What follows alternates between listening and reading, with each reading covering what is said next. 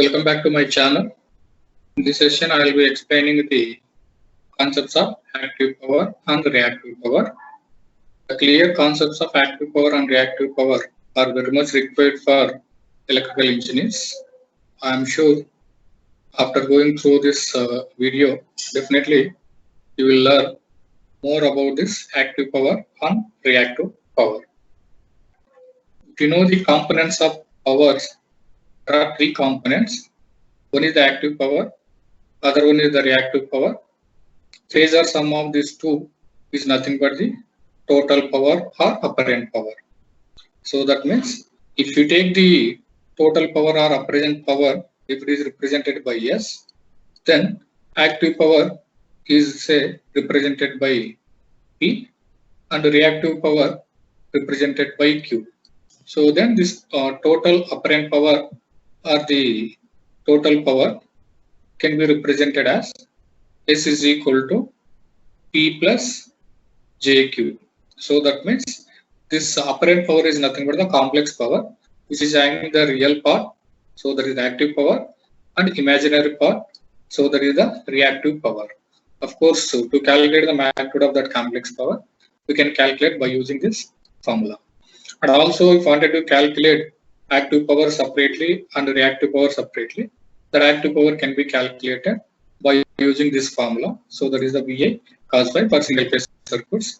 If it is a three-phase circuit, then multiply that VA cos phi by 3. That means 3 into VA cos phi, so that we will obtain the three-phase active power.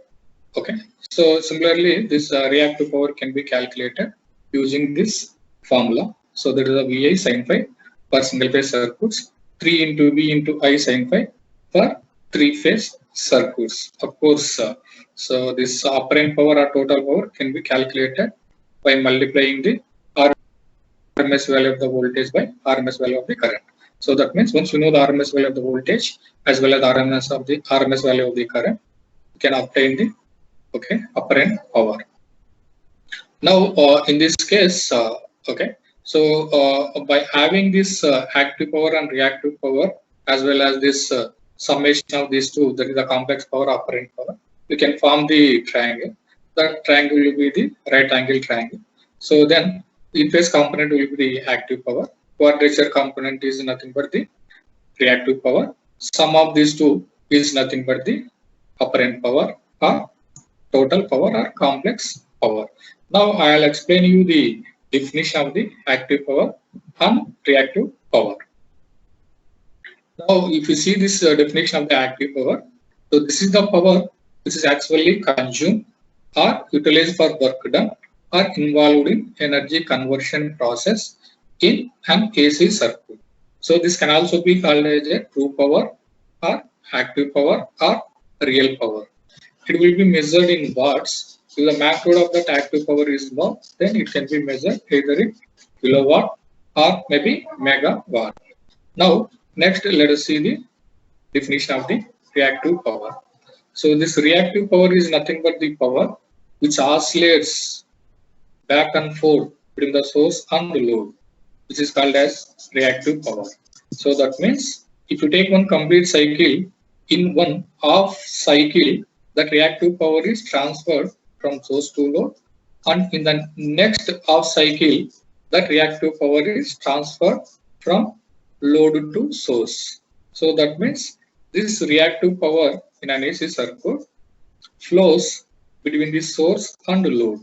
Okay, so this reactive power can be measured in reactive volt amperes. If the magnitude of the reactive power is low, then it can be measured either in kilovolt ampere, reactive kilovolt ampere, or reactive megavolt amperes. Okay. So because reactive power concept is very much required, because majority of the engineers could not understand this reactive power properly. So this reactive are only there only in AC circuits. That also if there are reactive elements such as capacitors and inductors. So if you take capacitors and inductors, as we know that these two elements are energy storage elements. So let us suppose if you give the AC supply, okay, to these elements, That means only AC source is connected to either capacitor or inductor. Then during one half cycle, either the inductor or capacitor stores the energy, okay, in the respective either magnetic field or electric field. And in the next half cycle, that stored energy will be delivered back to the source.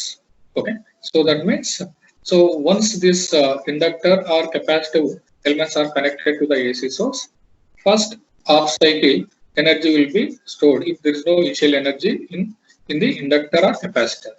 Okay, so then during the first half cycle, the energy will be stored. Then during the next half cycle, the stored energy will be delivered back to the source. Okay, so that's why in the previous slide I told you that this reactive power oscillate, okay, back and forth between the source and the load if the load is connected. Okay, so now the functions of active power as well as the reactive power. So if you see the function of the active power, as already told you in the previous slide, the active power which is actually involved in the work done or maybe in the energy conversion process. Okay, so wherever that is required, so there active power will be there. That means this active power is used to produce the heat or light. If you take the rotating electrical machines, that is the motor, etc., then torque. Okay, so in all the applications, wherever the work done is required, so wherever the energy is being consumed, so that is because of the active power. So next one is the reactive power. So if you see the functions of reactive power, so reactive power is useful to generate the electromagnetic field, which is very much required for the electrical motors, even for generators, transformers. Okay, so even in transmission lines also reactive power is required in order to make the active power, okay, to transfer from one point to another point in a transmission line. Okay, so not only in the transmission line, in electronic ballast, induction heating, etc. So in all, wherever, okay, there is a transfer of power is there. For that, okay, so this reactive power is required. That means this reactive power facilitate, okay, the active power to flow. It will facilitate the active power to do some kind of work. It will facilitate, okay, the active power to do some kind of, okay, so energy conversion process. So this reactive power, okay, can be stated as the power which is required to establish and maintain the electromagnetic field. This is especially with regard to the electrical motors. Let us suppose you take the fan where single phase induction motor is being used.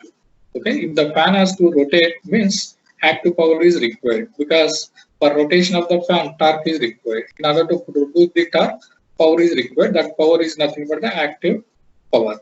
Similarly, in order to make it to work, that single phase induction motor which is there in the fan, okay, so that fan is nothing but the electromechanical device which works on the electromagnetic principle. That means in order to produce a torque, electromagnetic field need to be there. So there is a component of the power which is responsible to produce that electromagnetic field. That power is nothing but the reactive power. That means in a fan, okay, so that is in single phase induction motor, some part of the power, total power, okay, which is nothing but the reactive power, which is responsible to produce the magnetic field. Okay, so the interaction between the rotor magnetic field and the stator magnetic field, torque will produce. Okay, that torque will make the, okay, so fan to rotate. That means some portion of the power is required to produce the torque. Some portion of the power is required to establish that magnetic field to facilitate the torque production. Okay, so that means active power is required, okay, to make it to rotate. Reactive power is required to facilitate. That means because as already made a mention just now also, all the electromechanical devices will work on the electromagnetic principle. That means electromagnetic field is required. This reactive power will produce the electromagnetic field, so that torque production will be there, which is caused by active power. The fan motor will rotate. Okay, I thought now it is clear for you the difference between the active power as well as the reactive power. This reactive power can also be used to control the power factor.